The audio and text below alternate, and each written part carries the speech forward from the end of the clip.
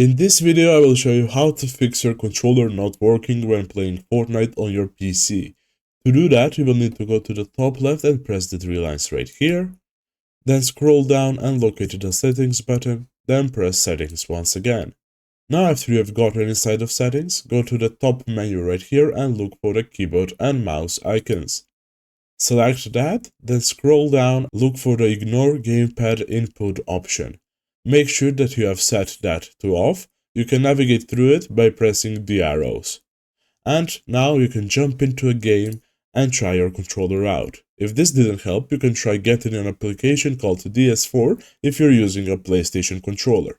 We have a full guide on that. You can find the link to that guide in the description. Also, it could be worth checking to see if your controller is working on other games as well.